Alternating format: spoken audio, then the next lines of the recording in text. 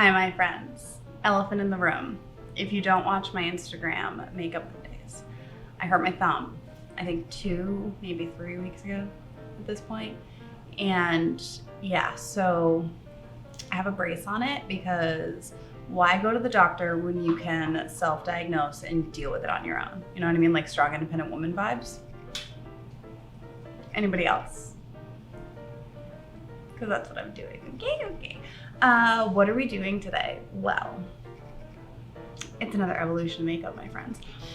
We're gonna do the 1930s to the 1940s for the evolution of makeup, and I have some phenomenal facts. I have some phenomenal imagery and a lovely 8 steps to a Hollywood face that I found, because research is the best part. So picture this, okay?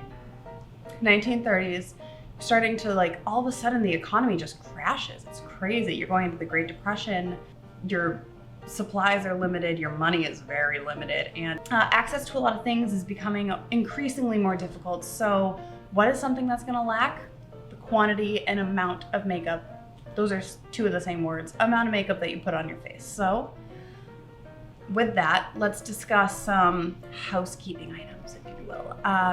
If you haven't already, subscribe to my channel. I do evolution of makeups, I do books and beauties, I do random chit-chatty videos, I have all sorts of things that I like to do, okay? So subscribe, hang out with me, enjoy your time. I think I'm a delight. I think you would think the same thing if you like hung out for a hot minute. So hit the subscribe, like and comment on this video if you want to see more evolution of makeups. I would adore it because I find it fun to research all of it and to just see where all of our current beauty standards came from. You know what I mean? And then also go and follow me on my other 2 socials, which is TikTok and Instagram. They are both at CaitlinJolene_makeup on both of those, like I just said. Instagram, I do a Makeup Monday every week, and TikTok, I am doing a popsicle stick eyeshadow palette challenge, which I find truly exciting. And I also have a podcast. Follow that, links will be in the bio. That is all my housekeeping. I'm so sorry to take up your time at the beginning of the video to do this, but without further ado, let's do some evolutionary makeup.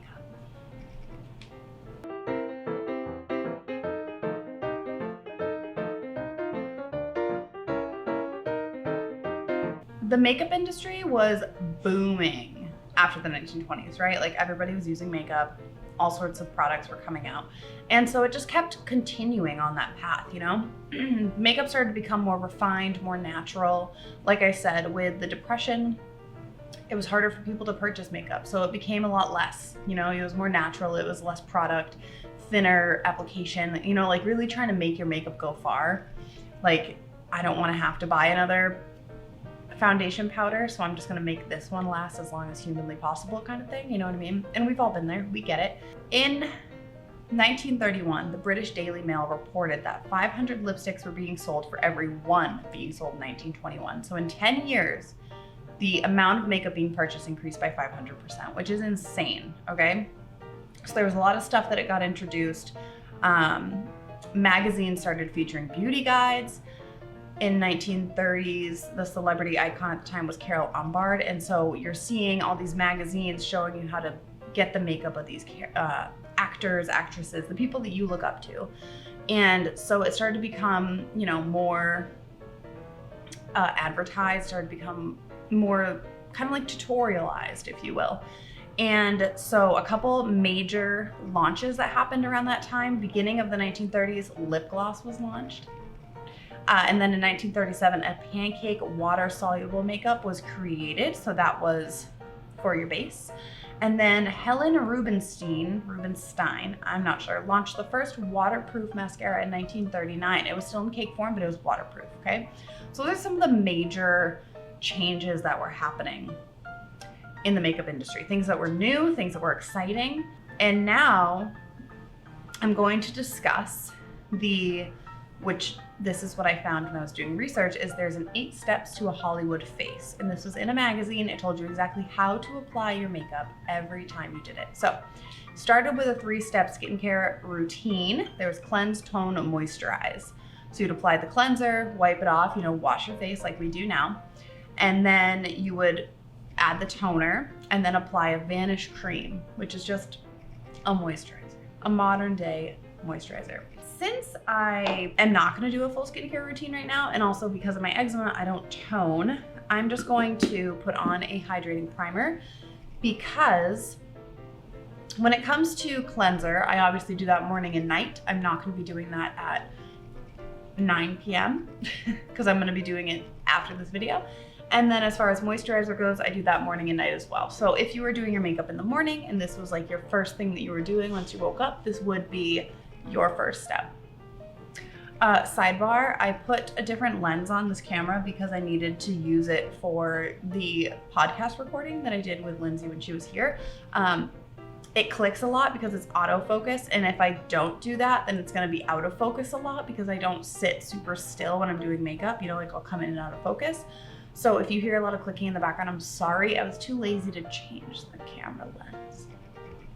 Once you completed your three-step your three-step skincare routine, you would then go on to Pancake Foundation, which was typically purchased through Max Factor. They used it on film, which is what a lot of people were really, like why they became really into it. And it gave a matte finish. So I'm going to apply a standard foundation, but with a more matte finish. So that way you're not gonna get like a super glowy complexion out of me. And then we'll come back and we will discuss the next couple steps, okay? One thing I forgot to mention about the mascara. The one thing I forgot to mention about the foundation is that they used brushes to apply it. Seemed like a pretty important thing to mention because these things weren't popular back then, but your girls gotta do what your girls gotta do, okay? I also would like to know when they're gonna start using bronzer, like which decade I'm gonna get my bronzer in, because like I need that. I need my bronzer to come back into style, or to come into style in general and be developed, because like, guys, we digress. The next thing they did is they would do their eyebrows, and eyebrows were pencil thin. Like they would pluck their brows so thin, it's like you didn't have any. So yeah, they would pluck their eyebrows super thin, and then they'd be just long and thin. They would fill them in with a pencil, and then they'd actually brush through them with a tool like a toothbrush, which now has developed into a modern day spoolie. So I'm going to just do some eyebrows. I'm not gonna add any thickness. I'm gonna try to make them look thin by elongating them a little bit. I'm not gonna pluck my eyebrows for the sake of the video because that would be outrageous, okay? So we're gonna just use our eyebrow pencil and we are going to do some eyebrows. They look much thinner now, right? I don't know. So you fill them in, you brush them out with your toothbrush, and that is your eyebrow. It's really simple, very fast, honestly, for me anyways. I don't love filling in my eyebrows with an eyebrow pencil. I much prefer an eyebrow pen. Not a thing until recently, okay? Eyebrows are done nice and thin, brush them out, we're all good. Then we would move on to the eyeshadow and the 8 steps to a Hollywood face. One thing that did kind of come to the market in the 1930s was cream eyeshadows, okay? So I have 2 different versions here. I have a standard cream eyeshadow, liquid, more like, and then this is a Super Shock from ColourPop, very creamy, very much like a cream shadow formula. The thing with eyeshadows is that people would really experiment with color a little bit more in this time period. Let me come up with my statistic here, or my fact. Experimental eyeshadow colors, pink, blue, or green. And I actually have a photo that I was looking at, and I'll put it right here.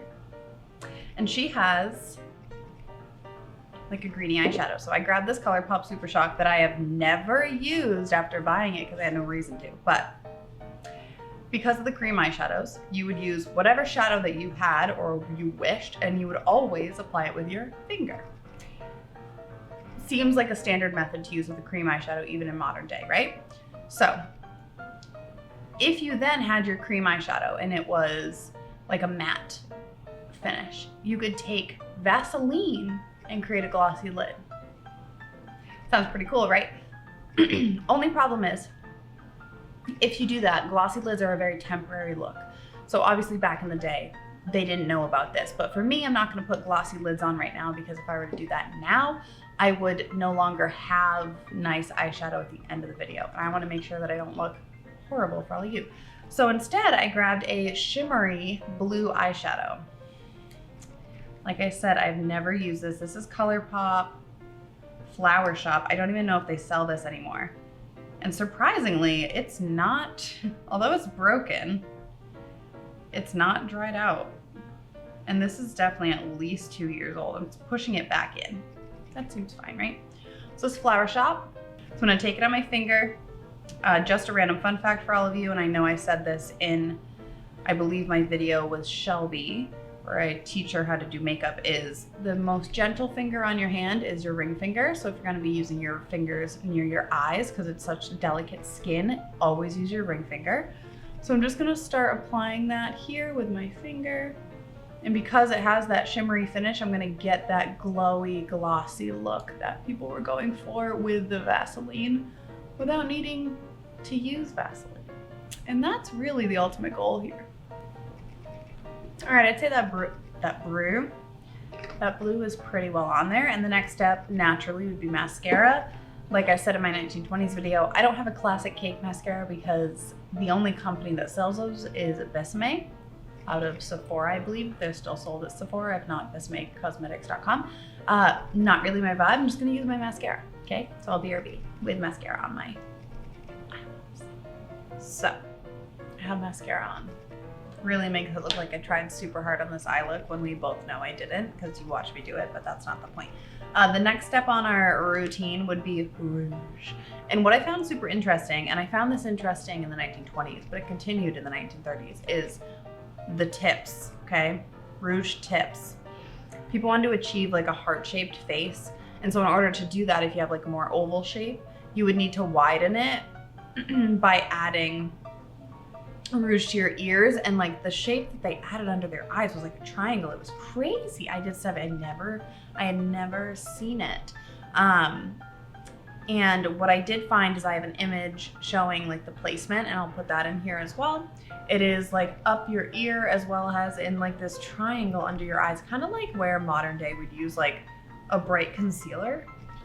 They added blush there. So I guess to make their face shape change, which is fascinating because that's one thing that I find super interesting about makeup in general, is it is an art form, and you can, no joke, change the way your face looks. You can change the face shape, you can change your eye shape, you can change your lip shape, you can do all that with just makeup. And it's super fascinating to me that that is something we can do using the art of makeup. But I did want to say that the blush in the 1930s was a lot lighter, and there wasn't a lot of it. If you wanted to get like an authentic look of like a flush, you would use a cream on the high points of your face and then pat it with translucent powder.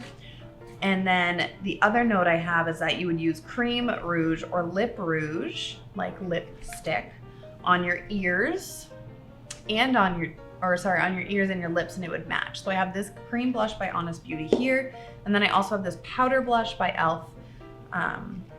As well. I think I'm gonna use the creams because we haven't seen that before. So I'm gonna use some of this cream blush on my cheeks in that like triangular pattern, as well as on my ears back here to give me that heart-shaped face, if you will. You know, very 1930s. All right, so we gotta get a triangle going to widen our face. So I'm going to start here, go down, and then out.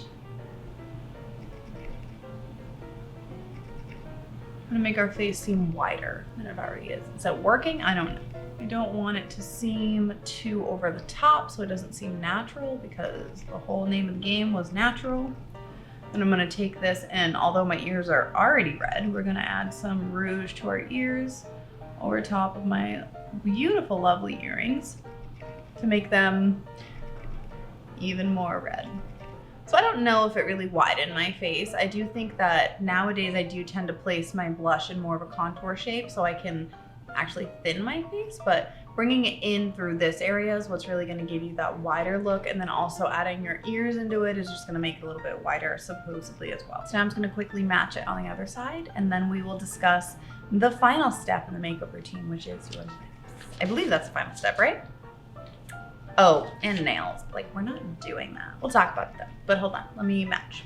So the other thing that I find interesting about using like a cream rouge that you can use on your lips and your cheeks, one, that's something that I still do to this day. I like to take lipsticks. I have a lipstick that I think maybe 2 or 3 videos ago I was using as a blush and on my lips.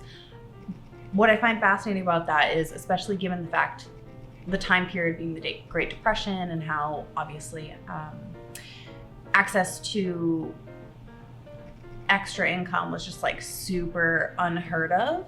The fact that they would take one product and use it in multiple places on the face would really allow you to save money on multiple things. And I do think that that's super important to remember for the times, because we haven't seen cream blush prior to this, really. I mean, we see like powder blushes. So the fact that all of a sudden they're using creams really makes me think that they'd buy a lipstick and then that would just go all over their face, because they wanted to match the girls in the magazine, but they didn't want to buy the extra products. And so why not just match the products? You get a lipstick, you get a blush, and then you're doing the shape you want, you're doing all the, you know, applications that they're telling you to, but without using additional products. And so, you know, trying to be a little bit conscious of the extra money you're spending just for makeup, I think is really something that kind of jumps out at me about the Great Depression era, the 1930s, if you will, makeup. But anyways, we're gonna move on to lips. And in the 1930s, the Cupid's bow that was so popular in the 1920s kind of disappeared. So they stopped following this like crazy dramatic Cupid's bow shape that they had been seeing in magazines and on film. Instead, they were following their natural lip line.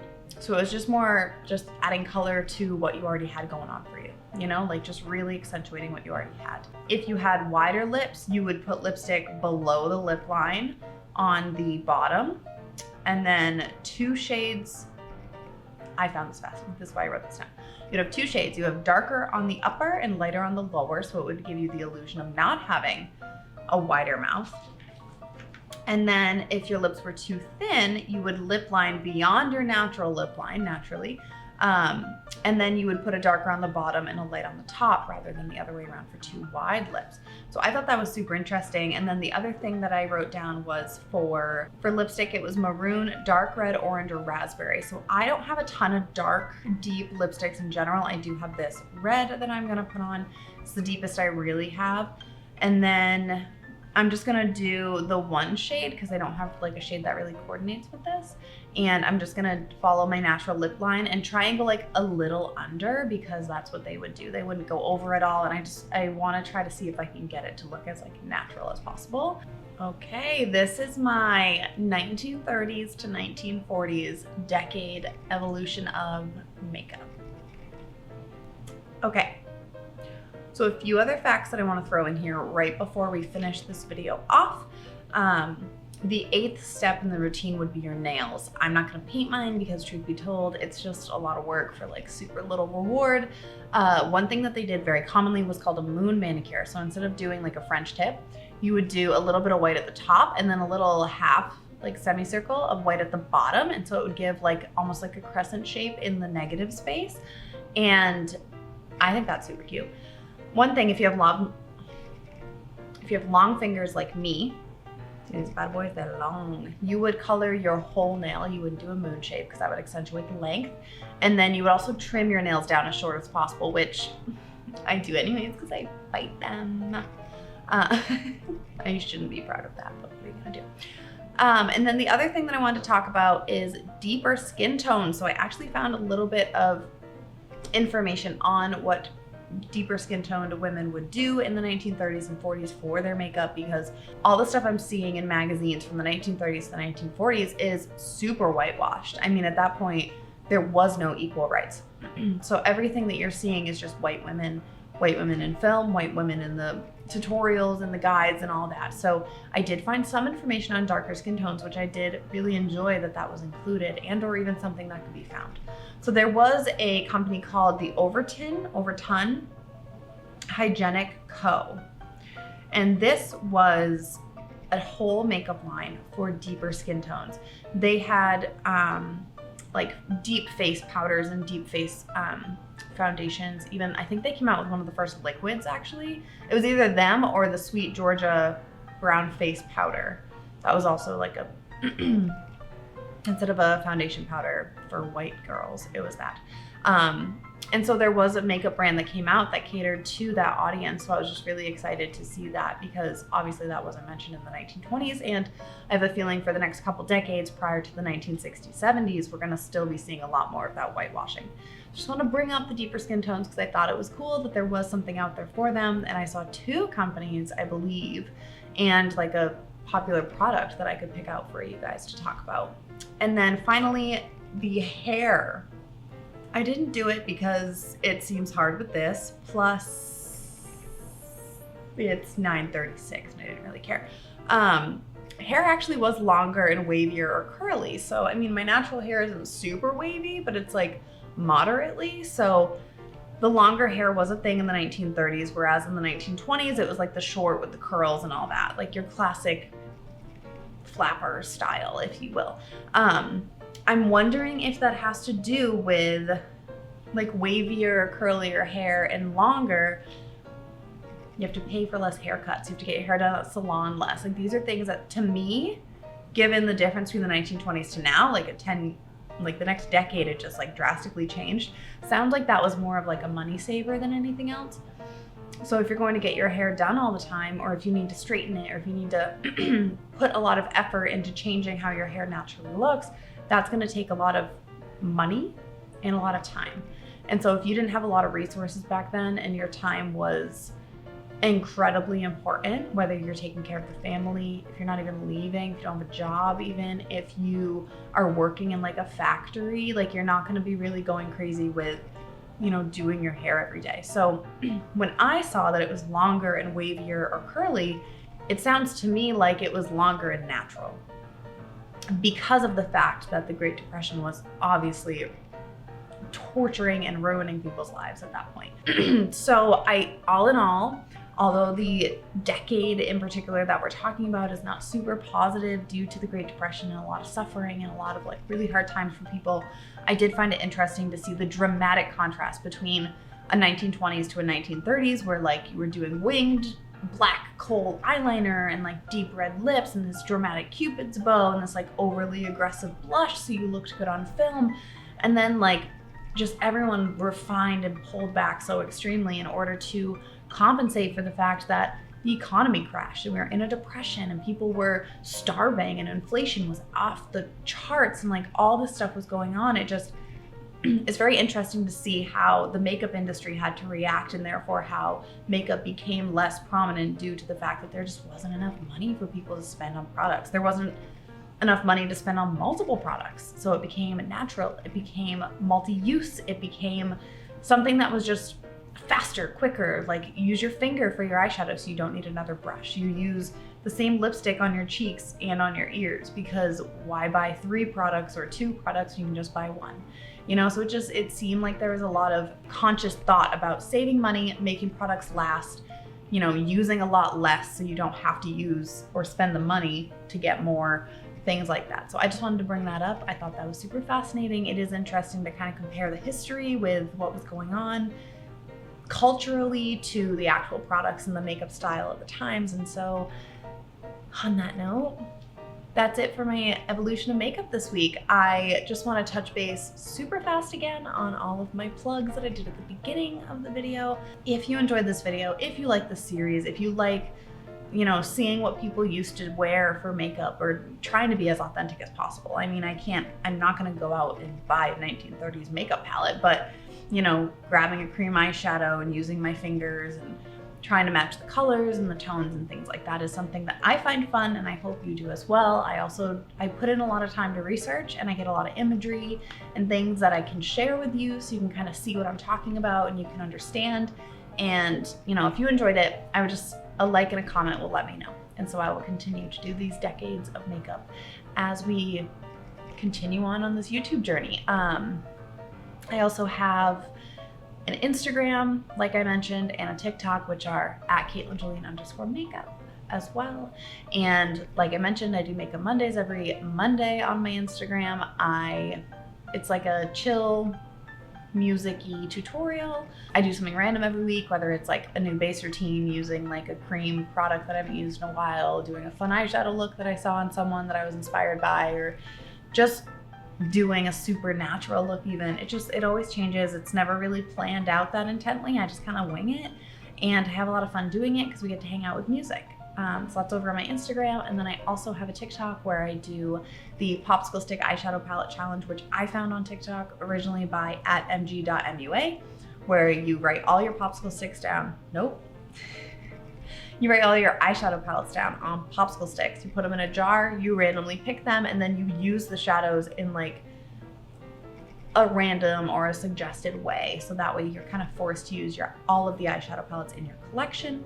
Right now, I am going to be filming day 3 tomorrow, which this is a Wednesday, so this coming Thursday, and will be out by the time that you're seeing this video. Day 3 will already be done.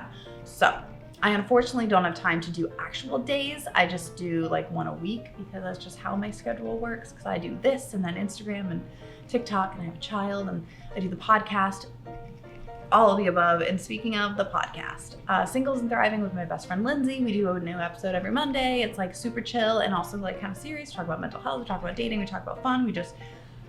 We've been best friends for so long that we just have a lot to talk about. And I feel like it's like a super chill hangout kind of situation, and also some insightful knowledge from some people that have gone through some shit, you know? So all those links, all those things that I just told you will be down in the description box if you want to check them out. I wouldn't mind. I hope you enjoyed. I hope you come back again, and I hope I see you on some of my other socials. But I gotta take some pictures and go to sleep. So I hope we have a fantastic Friday and a great weekend. I love you all. Mwah. Bye.